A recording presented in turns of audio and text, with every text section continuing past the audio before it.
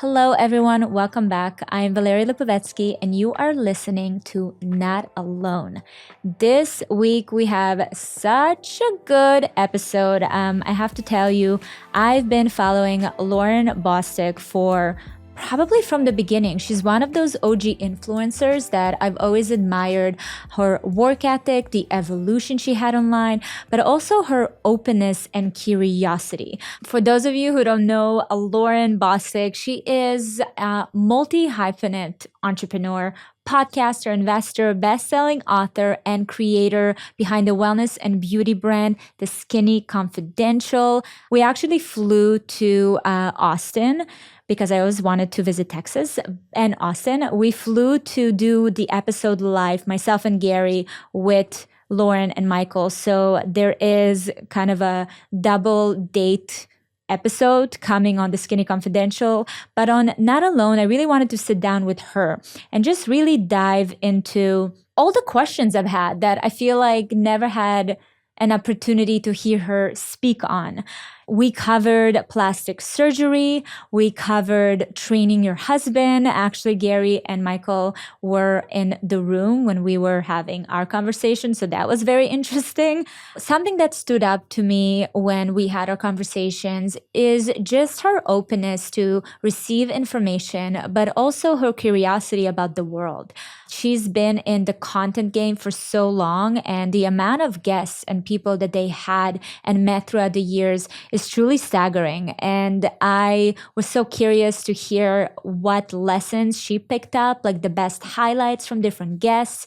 It was truly an awesome conversation. So excited for you to listen to it. But before we get into the conversation, I would appreciate it if you could leave a review and rating for Not Alone on Apple Podcast or Spotify. It really helps out the show, and I love reading your thoughts and feedback. And if you are watching on YouTube, please give this video a thumbs up and subscribe to the channel if you haven't already. Thank you for your support. Let's dive in.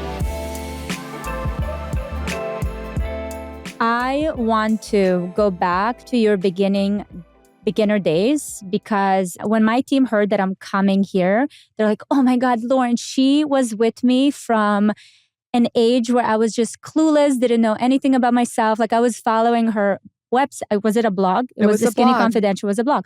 I was following her blog religiously. I love her. I love everything they're doing. And you've been around for a long time. How long have you been doing this? 14 years. 14 years. 14 years. That's insane. Wild. So long. When you started, what was the case for you? Like, what were you trying to achieve or build? I think a lot of people at the time I started were making it all about them. So when I got on the internet, it was like, here's the nail polish color I'm wearing. Here's the jeans I'm wearing. Here's me in the street with the sweater I'm wearing. And I intuitively knew to build a brand, it had to be bigger than me. So I definitely launched at the beginning, not as Lauryn Bosstick, Lauren Everett's at the time, but as The Skinny Confidential as a brand. So when I launched it, it wasn't like, it was what nail polish color I was wearing or what hair, style I was doing, but it also was like, what are you wearing? And what tennis shoes is Gary wearing? And what camera is Carson shooting with? It was a resource. And I think that was different because it wasn't so much about me. And by the way, a lot of the people that had their own personal brand are still huge now. There's not one right way. I just think I came at the space in a different way. I always say, like, there was no way to get in the front door, the back door, the side door, or the window. So I came down the fucking chimney. I think like my whole ethos of what I'm doing is coming down the chimney. It was like I looked at the space in a way that was different than what was happening. Now, obviously, that's changed. There's a lot of resources. You look at someone like an Andrew Huberman where he has all different kinds of guests on, or people have changed how they do that, because how long can you really talk about yourself before? I mean, I get bored. You got to have other people, other personalities, other resources. And I think The Skinny Confidential essentially started as a resource for women. And that's kind of how it's gone over the last 14 years. Guys, I cannot wait to tell you about one of today's sponsors, Magic Spoon. I don't know about you, but cereal will always be something that will remind me of my childhood. I remember just being so excited to try different boxes and tastes and flavors. And Magic Spoon brings me back to that childhood energy with their amazing flavors, but also with high protein and less sugar to satisfy the adult needs. Every serving of Magic Spoon has 13 grams of protein, 0 grams of sugar, and 4 grams of net carbs, so you can feel good about eating cereal. They also have 10 flavors that all taste just like the cereal you loved as a kid. Their most popular are fruity, cocoa, frosted, and peanut butter, but there are so many more like blueberry muffin, cinnamon roll, birthday cake, honey nut, and maple waffle. I love that Magic Spoon makes it so easy for me to eat more protein when I'm too busy or too tired to cook. I usually sneak a bowl throughout my shooting days, just like a little treat, but also getting my protein in. Get $5 off your next order of delicious cereal at magicspoon.com/notalone or look for Magic Spoon in your nearest grocery aisle. That's magicspoon.com/notalone for $5 off. Magic Spoon, hold on to the dream. At what point did you become more open and sharing your personal life? Because if it started more as a resource, it wasn't really about you. At what point did it become more about you? I have always been a fan, and I feel like this goes in line with you guys talking so much about content, with being felt up before I fuck someone. Oh, Or please expand. I should say it like this. It's like feel me up before you fuck me. Okay. And I apply this to every area of my life, relationships, friendships. I like to court someone and I like to be courted. And I courted my audience. So I am the type of person that I don't want someone to know me right away. I want it to go slow because it makes it to me a little bit more interesting. And I applied that courting theory to the blog. So it's like first you were sort of introduced to my boyfriend at the time, Michael, but he was just here and there. And then maybe I started talking about, what outfit I was wearing. And then it maybe went into like my sister and then maybe like my family situation. Like it was very slow and it still is over the last 14 years. I still feel like the audience is sort of getting to know me. And I think sometimes as creators, like they want to hop in and they want you to know everything about them right away. That's how that's how it is on TikTok. It's like right away. And I think if you want to have true longevity in this space, you really have to like let the audience feel you up before you just I think there's something to be said about slowly getting to know someone. While I am very much an oversharer, I've been an oversharer since I was born. I wanted the audience to really feel like it was a slow court. Does that make sense? No, it makes sense. It's interesting because I feel like when you started, you could afford to do that because it was a different kind of landscape. It wasn't as mass. Totally. It's hard. It's hard. It's crazy now. But I think we're going back to that. I think we're coming back to that idea of like, not everything has to be, front and center at all times because people getting burnt out. You see so many people that came up and they were like amazing. They're everywhere. And now I don't know where they are. They disappeared because mentally it's hard. You're exactly right. You do get burnout. And that's why I think it's important to look at this from a really long lens. Like what is your end goal? What is your middle goal? How long do you want to be doing this? Okay, so when you started, how old were you? I started blogging. I don't even know how old I was. I want to say 24. I was in college. I was completely uninspired by it. I didn't understand the way I felt. I was confused. And looking back, the reason I was confused is I am an entrepreneur at heart, and the school didn't have the tools or the ability or whatever it was to teach someone who wanted to really think outside the box. And by the way, I want to say this, being an entrepreneur, I'm not saying is the greatest thing ever. There is pros and cons. Okay. Oh, absolutely. There's a lot of risk. It's very uncertain. And it felt very uncertain and very uncomfortable at the time when I was in high school to have this feeling of what's wrong with me? My friends from college want to go, work on Park Avenue and this friend's going to Harvard. And it was unsettling. And I wish that there was more tools in regular school that would teach people who want to break outside of the box, give them help. Because that was, I look back and I'm like, fuck, I wish that there was like a class that I could have, there was nothing at the time. So that's kind of how the idea started. It was like, I'm going to create my own thing from scratch.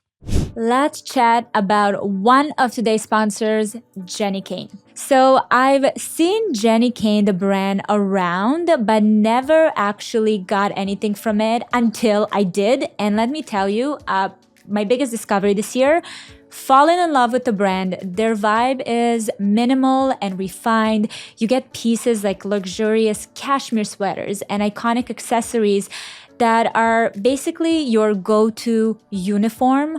I absolutely love it. We're talking effortless, okay? Everyday basics that you don't have to overthink. This sweat, I'm actually wearing one of mine. This sweater is Jenni Kayne and one of my favorite pieces from them. I've been throwing it on in the studio and just taking with me everywhere because there's AC everywhere in Miami. So this has been a go-to piece for me. Jenni Kayne is here to help you live your best season yet. And for a limited time, our listeners get 15% off their first order. You go to jennikayne.com and use the code Valeria15 to get 15% off. They are very much known for their super luxe yet lightweight sweaters, and trust me, no one does it better than them. I'm wearing the Cooper cardigan and it is so cute. It has the button accents. It also just the right kind of oversize to make it like that effortless chic that you can throw on with a pair of jeans or a skirt. Everything in the collection is designed so intentionally so you can really style pieces together and mix and match without overthinking it. What I love about the brand is that they believe in the art of simplicity. So the focus is on comfort, on quality, and timeless design. So you can curate the wardrobe that never goes out of style. Find your new uniform at jennikayne.com. Our listeners get 15% off your first order when you use code Valeria15 at checkout. That's 15% off your first order, JENNIKAYNE.com, promo code Valeria15. Let getting dressed be one less thing to worry about. Embrace your summer aesthetic with Jenni Kayne. How was it to build your own identity? Because when I think back, I've already changed like 5 times the person that I was. And then obviously doing it in public with a platform, it can be confusing because you get, people's opinions. Everyone is kind of part of your life. Everyone has an input. How did you navigate and still navigating it today? Because you were 24, you were still trying to figure out, who am I? Or did you have a good sense of identity at that point? I think that I said yes to everything in the beginning. And I think that got me to where I wanted to be. But there came a point when yes stopped working. And I needed to say no. And I needed to be strategic with the yeses. And I think when you're starting out, it's great to have like that hustle, like yes, yes, yes mentality. You kind of have to have that and that grit to get to where you need to be.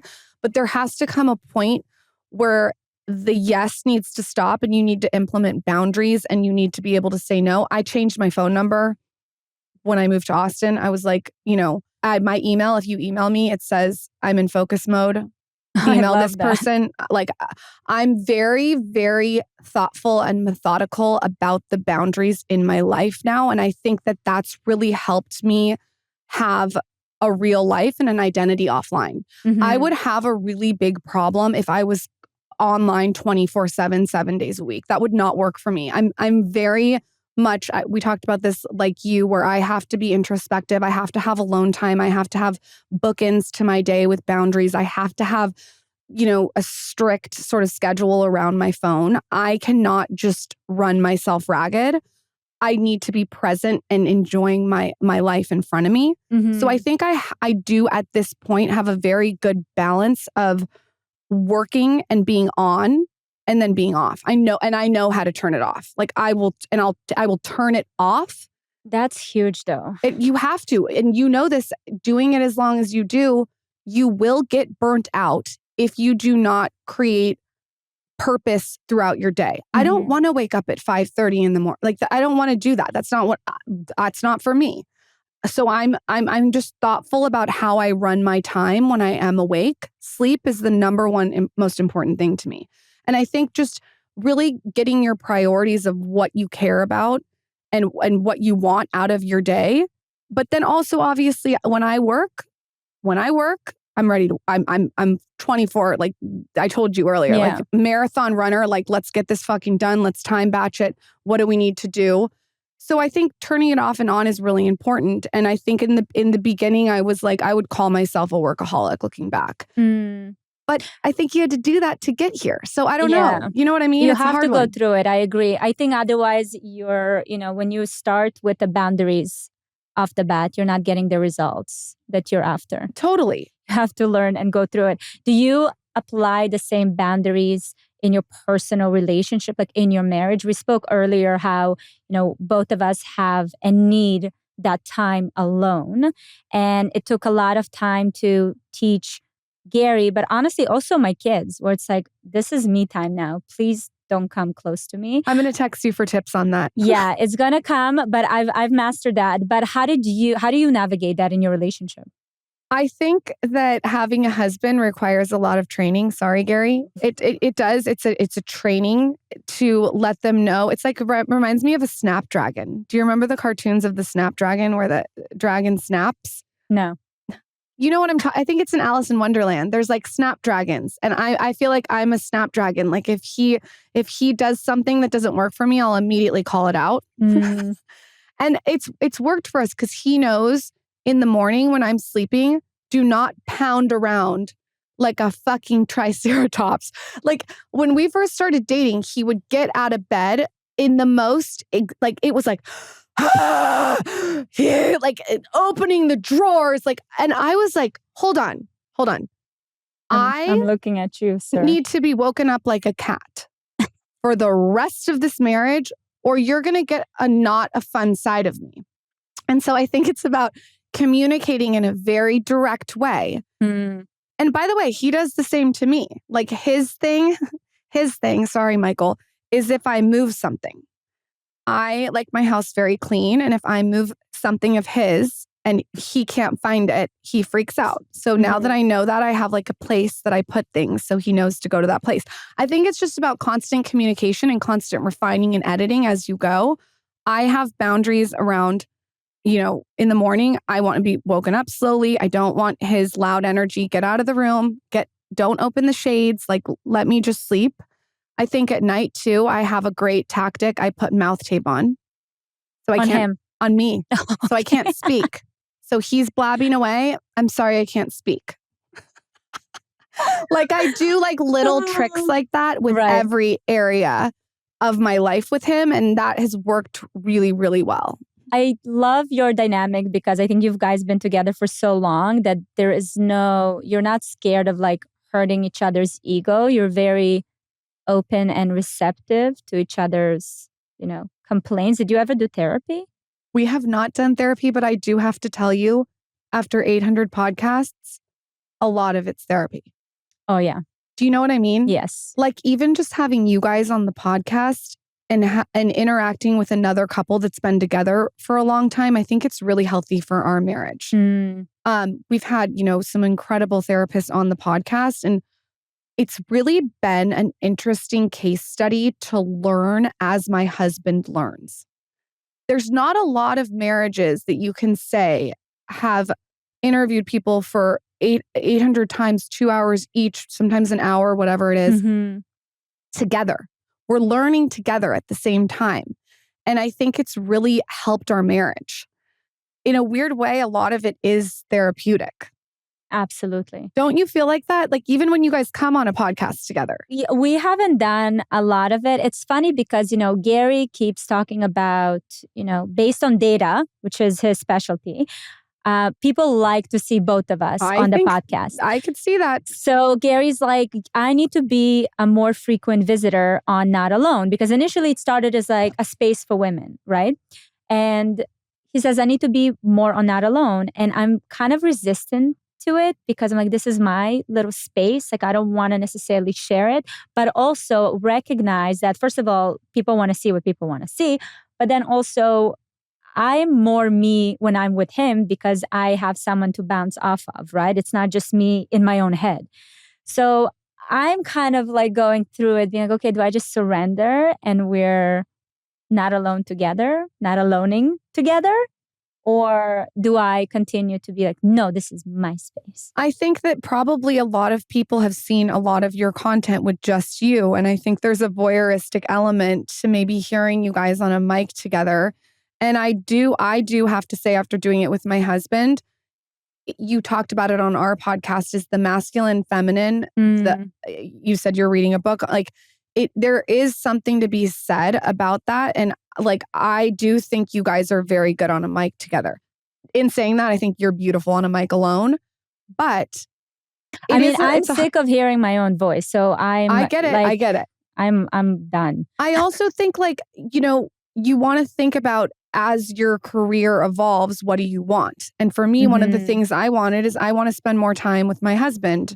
And it's a really great way to like connect. There's a lot of positives. Of course, there's negatives, but there is a lot of positives. And I could see you guys becoming like co-hosts or him coming on more. I think that it would be good for your marriage. And I think it's fun. And I listen to you alone on podcasts. And I did find when you were together, like, you guys are bouncing off ideas. Yeah. So it's a different side of you.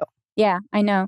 It's annoying though. There's a lot of challenges. So I mean, it's not all great. It is annoying, but I mean, everything has a level of annoyance to it. You mentioned on the whole feminine, masculine, and speaking about, being a very driven entrepreneur. How do you navigate that in your household? Like, are you able to switch into leaning into more of like your core feminine?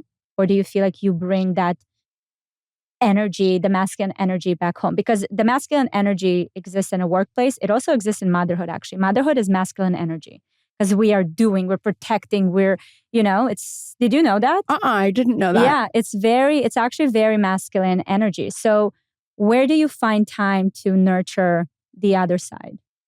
That's a really good question. No one's ever asked me that. I think that so many people see this side of me, which is work. And at home, I would say I'm very feminine. I run my household, though, like a business.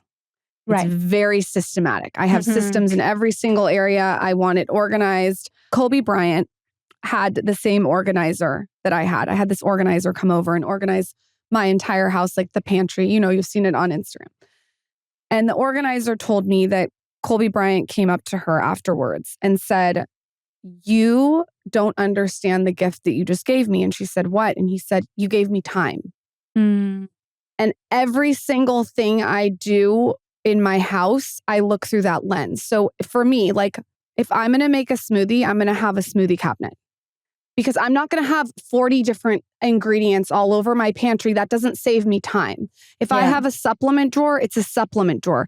And I look through every element of my house from that. So I would say that part of me is maybe masculine in the way I run it. I run it sort of like a business. Yeah.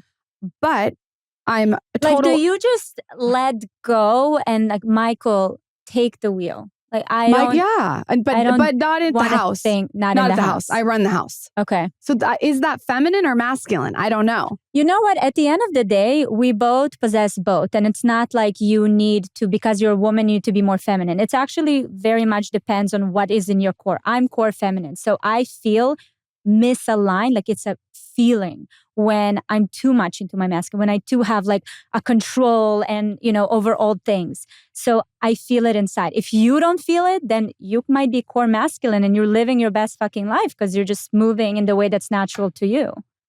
I would say that I do have a lot of masculine energy, but in my home, disregard the systems that I have, I think is very feminine. I want like beautiful music and candles, and I want something smelling from the stove, and I want like bone broth cooking, and I want it to be very like flowy. Yeah. And whimsical in my house. I want to create a really peaceful home for my family.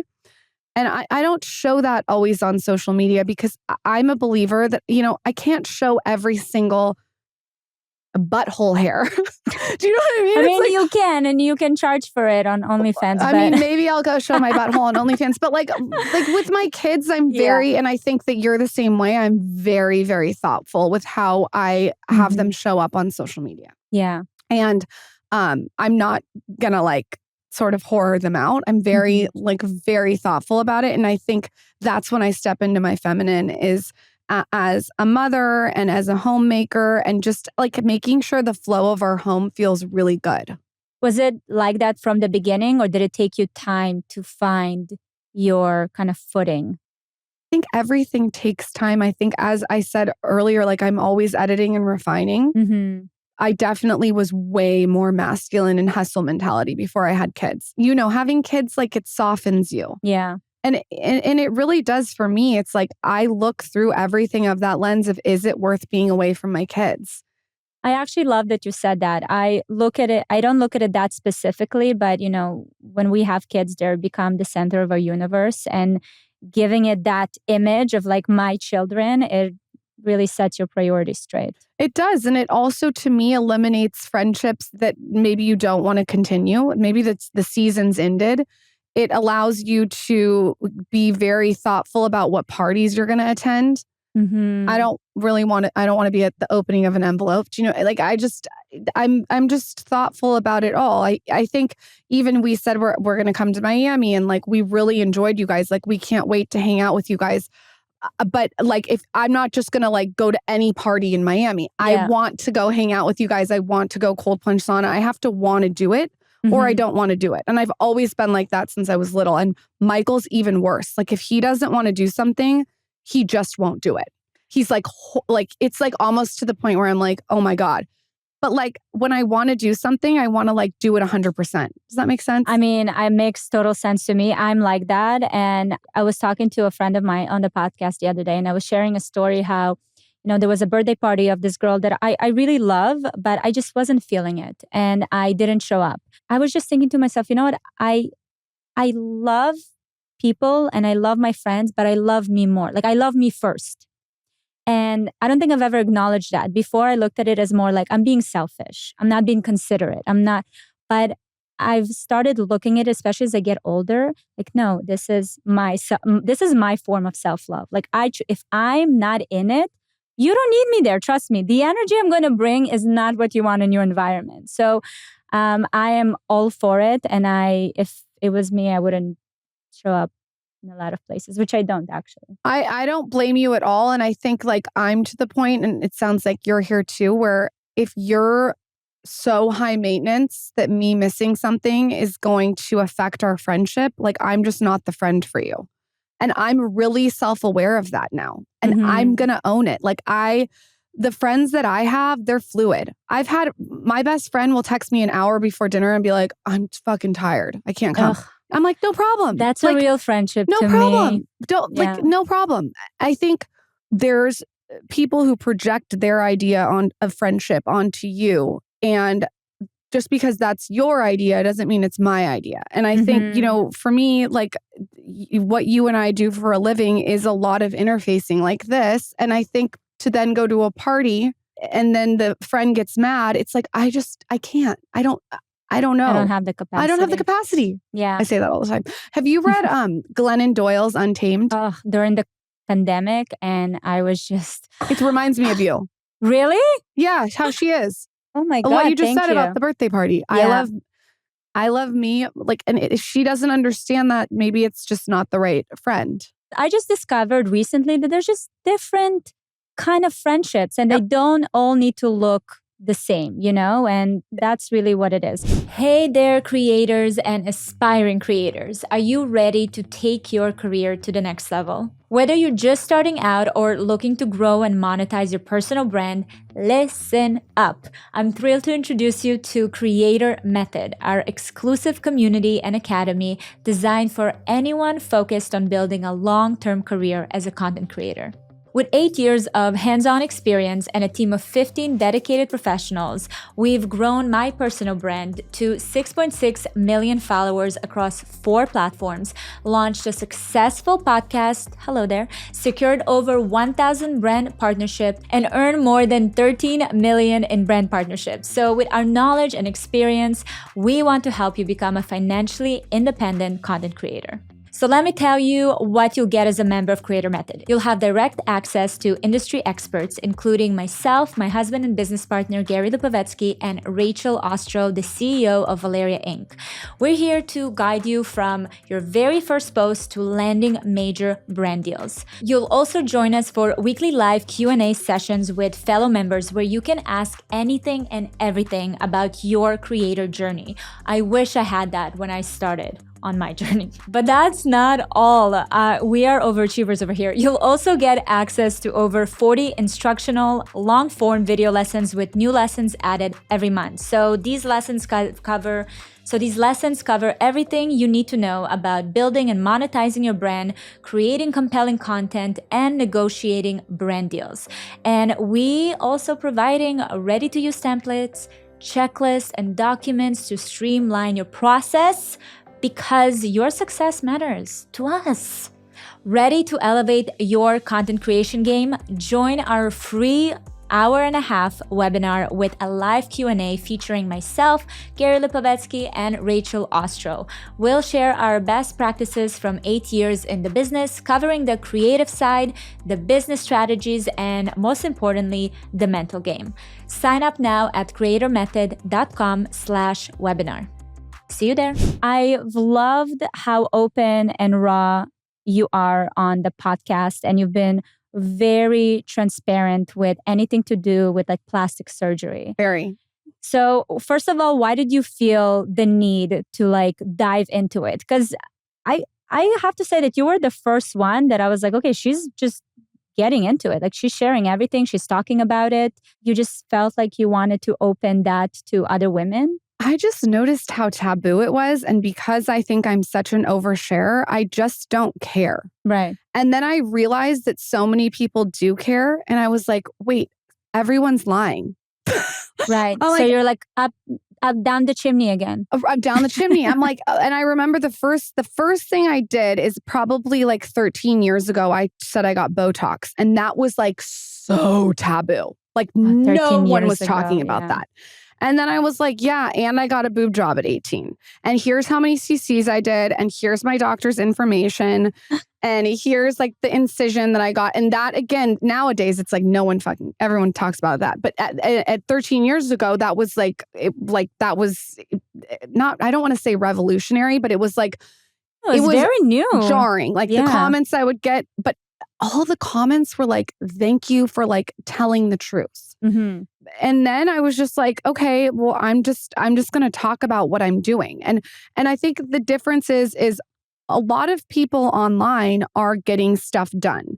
And I don't have a problem. Get all you want done and don't tell anyone. Where it's a little misleading is when they say they've never had anything done and they go out of their way to say they use olive oil on their face when like, yeah, I think it's that's like, not why, good business. Well, it's just like, why lie about something that is just like such a blatant lie, and you have like all these young girls, and it's just not true. So, I mean, I've been very honest about boob jobs. I've been honest about getting air sculpt, and you know, it's not always positive. Right. There's a lot of shit that I get, but I have to be honest at this point.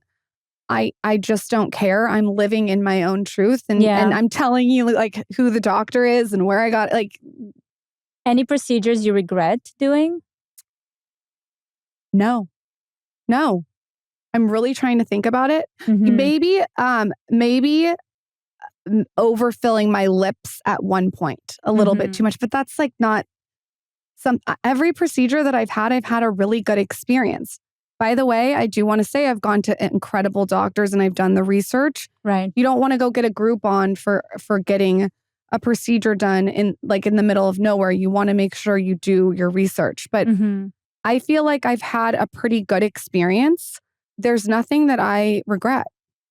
I had my nose down when I was 15. Your nose is beautiful, by the way. Thank you. Honestly, it was so long. This was the nose that they used to. It was like the nose that everyone got. And my surgeon like died a year after he did my surgery. He was like 100 years old. But I wish that I didn't do it that early and I would have done it later with kind of my face now. And how amazing is it that you can share what you just said on a mic and someone out there is going to listen and hear that. And maybe it's 1 or 2 people and they're going to maybe wait to get a nose job. Right. But the lather, I think that sometimes celebrities just want you to think that it's just natural. I feel like we also want to at some point believe it's natural. Like we do want this like, oh, they are made from different fabric. You know what I mean? And I think that there's a differentiator between the celebrity and the viewer. Yeah. And I think what I've tried to do is just close the gap. It's definitely closing. And listen, I'm just waiting for J-Lo to come out and be like, hey, this is the list. And I'll be like, okay, done, we're good. Give us the list of what you've done. Talking Who's about the fucking doctor? Give us the list. Give us the list. I would absolutely love that. From all the podcasts that you've done, because you're very focused on wellness and health. By the way, what got you into that? On wellness and health? Yeah. I think that I've just always been obsessed with people's routines and habits. Like I love hearing like what time someone wakes up or what they do in the morning or what makes them be a high performer. Like I'm obsessed with knowing like how does Andrew Huberman wake up? And I'm not talking about with work. I'm talking about like, is he having electrolyte water? Is he doing facial massage? Is he taking an ice bath? Like I love people's routines. I don't think it's necessarily I'm obsessed with health and wellness. I think I'm just voyeuristic with people's routines. And by the way, this could not, I don't care if it's a celebrity. I don't care if it's an influencer. I will interview anyone about their routine. I just love looking at people's, especially morning and nighttime routine. And that's where maybe the health and wellness aspect came in. Yeah. But I just love routines. Do you not get exhausted by it? By all their rigidness? Or for you, that's like your comfort zone? This is a really good question. I was asked, my facialist asked me that. And I said, I don't get exhausted because the routines make me perform at the level I need to perform at. The routines give me the energy that I need. Now, I know that the routines on TikTok and stuff can look overwhelming, but what I've done in my own life is I make them really easy. So like, I'll give like an example. My lemon water with salt in it is by my bed the night before. So when I wake up, it's freezing cold and I can drink it. I know exactly what I'm doing in the morning. So what it does is it removes decision fatigue. So I have no decision fatigue in my life. I know exactly what I'm doing, when I'm doing it.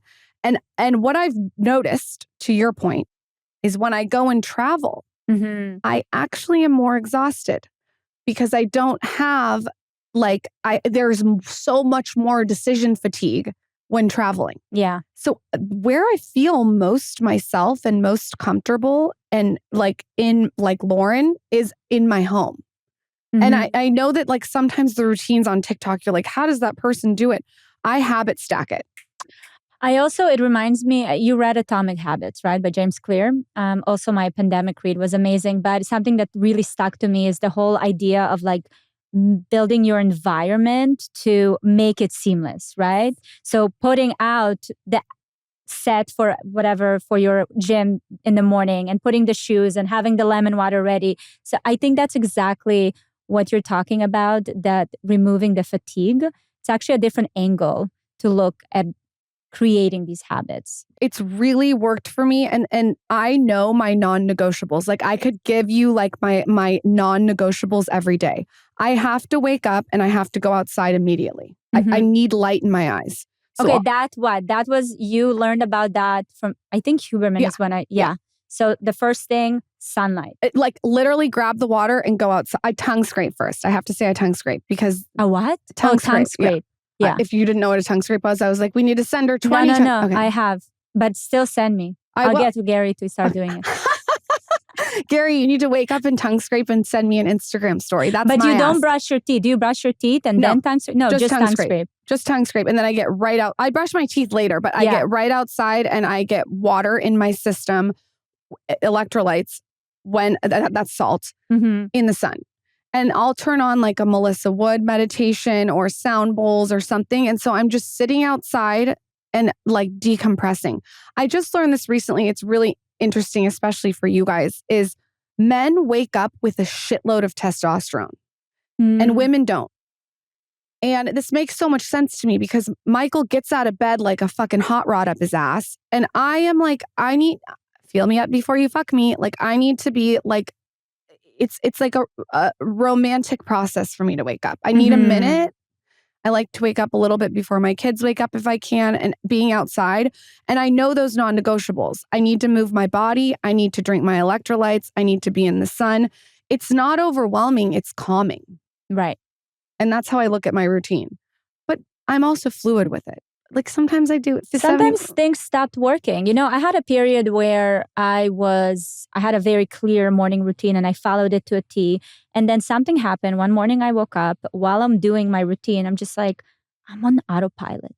You don't like this is not doing it for me. So I'm doing it just because like, okay, I'm checking off the boxes, but I'm not feeling it. You know what I mean? And that's when I broke it all. I gave myself like a week or two to not have a routine and understand what my body needs and listen to it. Smart. Because I think that's where a lot of our frustration is coming from. We are not able to recognize when to, okay, this doesn't work anymore, time to switch. I think you're exactly right. Just because for me, I like taking a walk in the morning doesn't mean that works for you. You might like, waking up and lifting weights right away. Like everyone is different. And I think where we get stuck and where people get frustrated on the internet is they're like, oh, because this person is like cold plunging, saunaing 4 times a week, that means I have to do it. I think you're so right. It's definitely a balance. And that's the feminine side of mixing like what I'm saying with the routine, with the femininity of like the fluidity of being like able... intuition and feeling what your body's telling you. Are you into biohacking? Have you tried like all these different machines and modalities? Like there's so much going on. When you say biohacking, I don't like know exactly what that means. What do you mean? Like, it's give me an more example. Like the innovations, like the theta chamber, the oxygen. What is it called? That oxygen thing, Gary? I like oxygen chamber. Sure, I like it. But yeah, biometric I'm not chamber. tracking shit, Gary. Yeah. No, I'm not tracking data. No, you see, she's so scared of it that even the word metric, she's like, no, data. I'm not when Gary said data, I was like, I need a Gary on my team. I'm not tracking. But it's fascinating what's happening in that space. And I'm so curious. Like I'm a very like granola girl and I romanticize the past and the simplicity and everything. But then I'm also like, put me in this chamber. I want to know what's going to happen. Can I live forever? Which is very interesting from all your conversations on the podcast, because you had many 800 episodes. 800 episodes, you said? I think it's about that. That's amazing. It's a lot of conversations. You know what's interesting? When I started, I'm such a perfectionist. And when I started, I was beating myself up so much that I didn't show up on the podcast the way I envisioned that I will. And I remember I was listening to a couple of episodes of mine, and then Rich Roll's episode came up on my thing after I finished mine. And what I've noticed is that in his episode, it was like episode 815. And that number stuck out to me so much because I was like, I am sitting here having the audacity to compare myself to Rich Roll with like episode number 30. That is obscene. That's chutzpah, you know? That is incredibly self-aware, and it's something that we deal with in the space all the time, where someone, because they have 1 million followers on Instagram, will come to Dear Media and they're like, why am I not making the same money on the podcast? And I'm like, stop. I didn't make a dime for 3 years on the podcast, and I did it every single week, twice a week. The fact that you're even making something, you should be thrilled. Secondly, talk to me when you get to 300 episodes at least. Because most people, and this is the data. Here she comes. They only get to 50. Really? Yes. So when someone comes, you said the audacity, I think that that's a really good way for you to put it in perspective. He has done 815 episodes. You have such a long way to go and you will get there. And you have to be patient with yourself. I think it's like someone saying, I just joined Instagram today and I don't have 500 followers. Yeah, or going to the gym and be like, why don't I have muscles? You would say to them, I mean, it's taken you a long time to build the following that you have. And I think you have to look at the podcast too the same way. Yeah. The fact that you're showing up the way you're showing up at this point with however many episodes you have is incredible. I think you should give yourself grace with that. And then when you get to 815 episodes, which you will, then compare yourself to Rich Roll. Absolutely. I think it's really hard, the comparison thing, because it's like, he has a lot of episodes. No, and all the great ones do. Like you guys yourself, sitting with you and doing your podcast. I loved how easy and nonchalant and you guys really speak your mind. And I shared with you when we finished shooting how I feel like I haven't really found it yet. I still limit myself. I still am scared to show up in a more raw way. And I'm going to get there. But I loved sitting and seeing you guys in action. It was honestly amazing. So, well, I have to give you a compliment. I've listened to your podcast a lot, and I feel like I really like you as a host. I really like you as a guest too. I think you do a beautiful job, and I definitely think that the podcast is the right medium for you. Obviously, there's other ones that are amazing for you, but not everyone can translate from Instagram to a podcast. And by the way, the platform I feel most comfortable on is the podcast. And so I'm not everyone who podcasts can translate to YouTube and Instagram. Yeah. I do see a huge future for you in podcasting. I think you're very, very eloquent with the way you speak, and I think you should keep doing it. Oh my God, thank you so much. It means a lot to me. With having all these guests on the podcast, if you can think on the best advice or advice that you just picked up and implemented into your life, what would it be? There's so many different facets of advice. I say our podcast is like a bag of Chex Mix. You never know what you're going to get. I mean, we've had a woman come on who's married to a billionaire, and she gave us all these different things that she does behind the scenes. I love that episode. That was so good. And she fucking let it rip. She's like, why are you telling your friends about your marriage? And she's right. Why are you talking to all your friends about how shitty your husband is?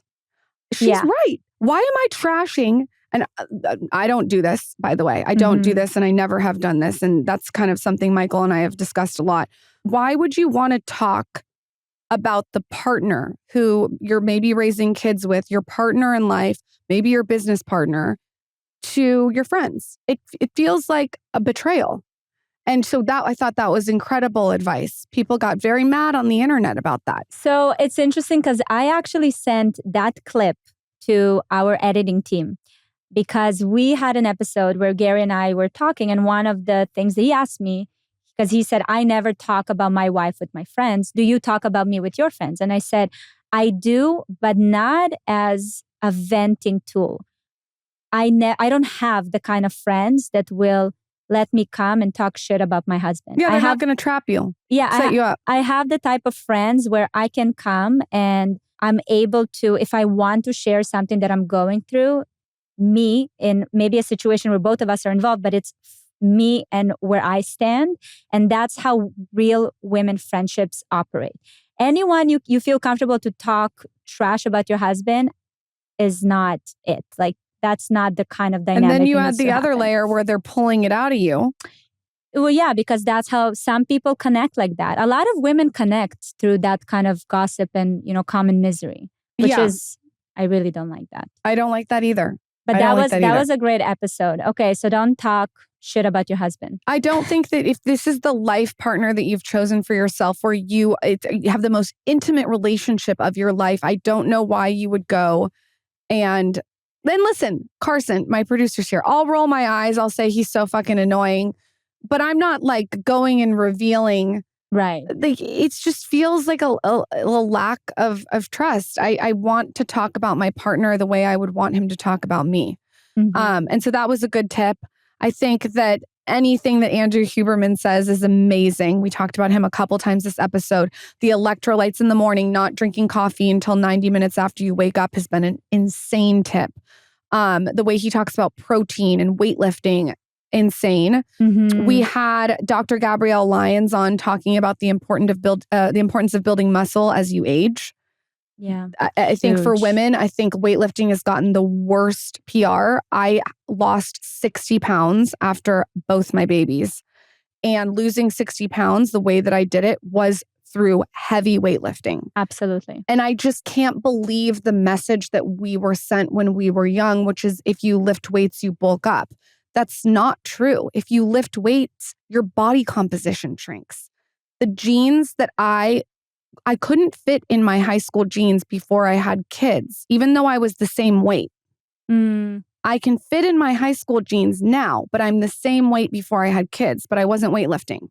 And I'm on this mission to help, and not me, myself, but bring people on the podcast to educate women on the importance of lifting weights.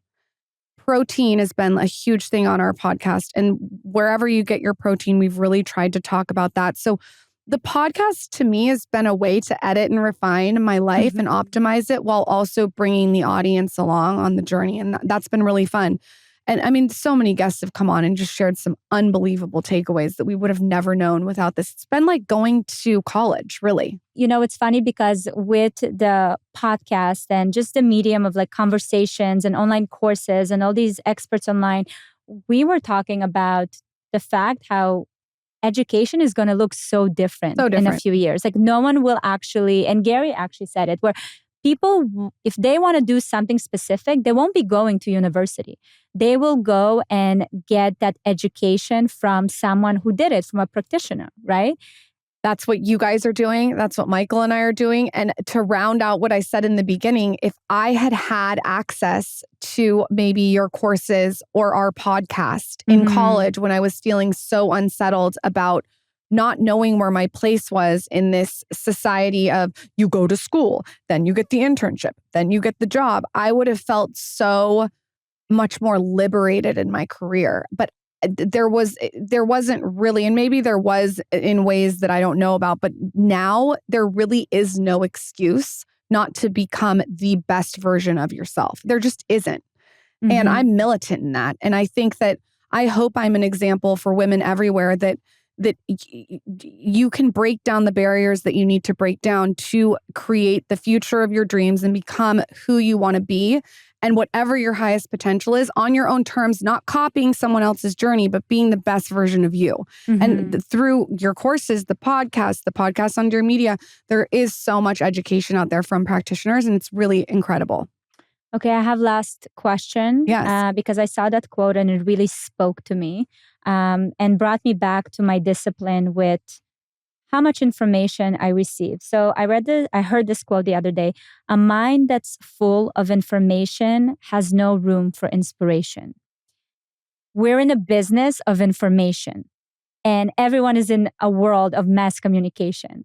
How do you find a pocket to get that inspiration? I think that's an incredible question. And there's a pandemic going on, an epidemic called the forever student. And the forever student is someone who is constantly consuming information, and they're using the fact that they're consuming information to not execute. And it's a real epidemic. And what I notice is, and you guys have seen this, you have friends that come to you with an idea. You have friends that want to launch a podcast. You have acquaintances that want to do this. And they come to you for an hour fucking Skype, or they want to pick your brain for coffee. And what I would say to them is there has to be a time where you not stop learning. I'm always simultaneously learning. I love learning, but where you execute. And how I think about that, to your question, is I love information, but I love execution more. And I will throw it on a wall and see what sticks and keep trying and reiterating and refining and editing and putting myself out there to the point where it's very uncomfortable sometimes. And that's how I find information or inspiration. That's how I find inspiration is constantly putting myself out there and doing. The inspiration to me comes from the doing. I am inspired truly 20% of the time. 80% of the time that I have built this career, I am not inspired. Yeah. That inspiration is a romantic thought that you tell yourself. I know someone and he always wants to be in the right setting, in the right environment to get the vibes going. That's not how life is. And you know that with kids. Yeah. Sometimes you're posting when you're taking a pee. Mm-hmm. Like you just got to get it out there and you got to do it. And I think that by doing it, you are not consuming so much information to where you're overwhelmed. I am someone who consumes information only and only when I'm passively multitasking. So what I mean by that is, and this is my boundary around content consumption, just going off on a tangent. I will listen to a podcast when I'm driving because I can't do anything else but drive. So I'm passively learning. I will scroll on Instagram when I'm walking on the treadmill because I'm doing something. My friend only goes on TikTok when he's on the Stairmaster. It's a great boundary. I will listen to a podcast when I'm getting my nails done. I can't do anything. But I'll be damned if I waste my entire life sitting and watching other people's lives in all my free time. And I think about this like this. If you're consuming someone's content for 1 minute a day for 365 days, that's 365 minutes a year. The person that you're consuming, you better be thought about. Like, you better be real thoughtful about what you're consuming. And so for me, my rule is I try not to watch people's Instagram stories because then you're just in a rut. I star people on Instagram who are motivating. So whether it's like Louise Hay or Robert Greene or people I'm really inspired. So I'll only get the starred post. And then I'm doing a lot of muting. And then I try to stay off the For You page. Like, I really have a lot of thought out boundaries around content consumption. And I'm not perfect. Like, it's a mind fuck. You can't be perfect. But I do think it's a conversation that we need to start having with each other or ourselves or our partners. What you are consuming is what you will become. Absolutely. And it's just like you're the 5 friends you hang out with. Yeah. I would say you're the 5 pieces of content. Who are you consuming? Because I have someone I go to for, like, I love like Gary Vee. Like, when he pops up, I'm like, okay, this is getting me going. I love certain authors. I love Huberman. Like, I love certain things. If I'm going to listen, I love your podcast. You know what I'm saying? Like, it's very thought out of what I'm consuming. I don't passively consume.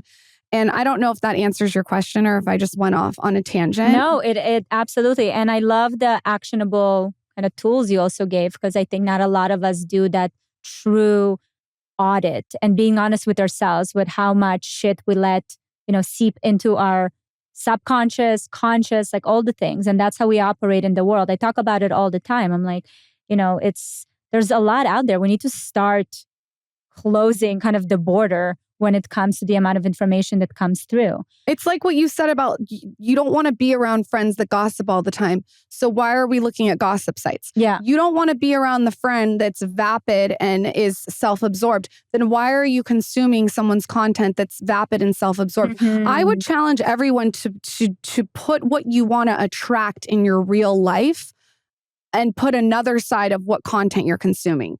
And for me, it better fucking match up, because if it doesn't match up, then I'm out of alignment. And I'm very sensitive to being out of alignment. And I think that the content we are consuming so much content. Like you said, it's so much information that there has to be purpose behind it and thought. Yeah, absolutely. You mentioned how you put yourself out there, and a lot of the times it's uncomfortable. If you have to think about the last uncomfortable thing you've done in your business, in your work, or maybe also in a personal, on a personal level, where you tried something to see if it sticks and it made you feel really uncomfortable. Can you think of one thing? Oh gosh, that's a good question.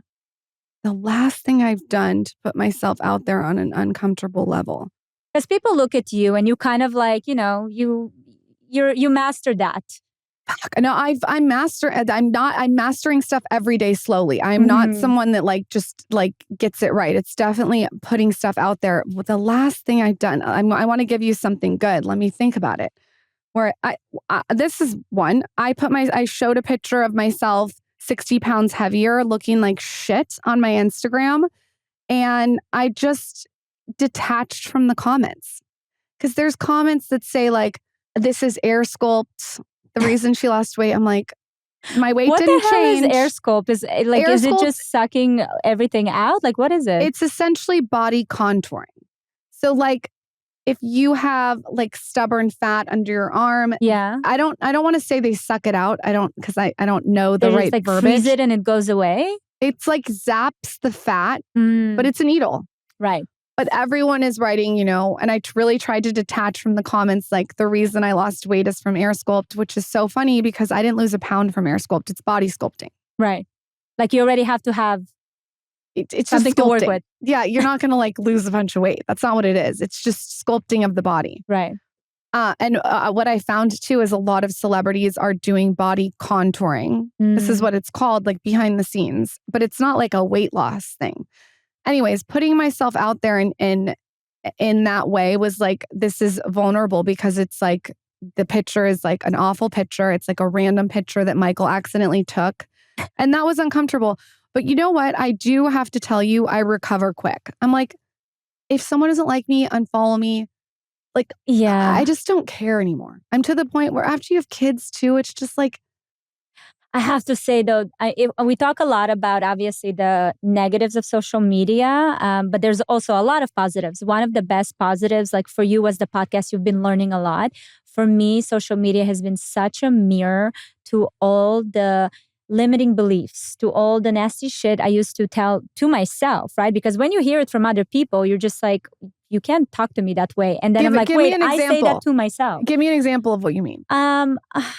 When people are like, let's say with our relationship, right? Like, oh, she's a gold digger, or she built this career because, he paid for this career, or he's, people don't know our dynamic. So just like, oh, he's so controlling, and she's such a little, a damsel in distress. There's always these different theories, and then there's always something. And then if it's body, if it's your face, if it's this, if it's that, there's always something that someone will throw your way. And what I love about my journey is that I was able to consciously look at this and ask the question, like, why is it triggering? And do I speak to myself that way? Because a lot of the times I would find that in someone's mean comment, I was like, wait, I say that to myself. I say that I'm not smart enough. I say that I can't do this.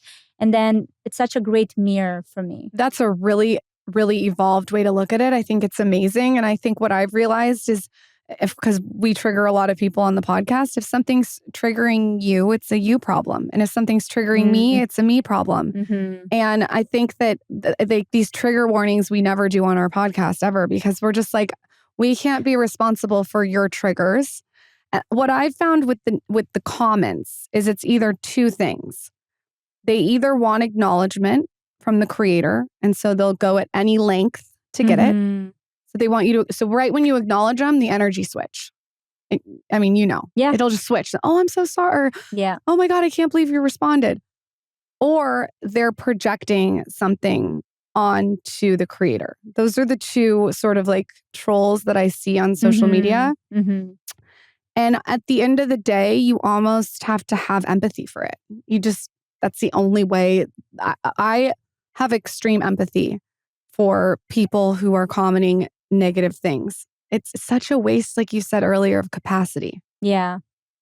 The things they could do with that time. Let's make a song. The things you could do with your time. It's a waste of capacity. I love that. We're going to end it at that. If you guys want the full version, Lauryn and I will get into the studio and produce Gary, the song. are you on it? Yeah. Yeah, you could like do a beat. You Michael know that he rapped at our wedding. He rapped at our wedding. You can rap on the back of it. You rapped at the wedding? No, there's a lot of potential here. Wait, we're gonna explore it. Pull a clip of you rapping at the wedding and post that. We will. The fact that anyone says that you are a gold digger after hearing, hopefully they can like hear your entire story, whether it's on your podcast, our podcast, Melissa's, is so wild, which is why podcasting is so important, because podcasting gives context. And we've lost a little bit of context in short clips. We need the context. Yeah. Well, let's bring back the context, yes, please. The jingle, all the things. Lauryn, thank you so much for your time. It was amazing. Thank you for having me on. Thank you so much for watching this episode. I hope you enjoyed it. Don't miss my newest episode right here. And if you're listening to the podcast on Apple or Spotify, please go and leave a review with your biggest takeaway. I love reading your thoughts. And if you have any suggestions for guests or topics, you can leave them in the comment section. And always remember, you are not alone.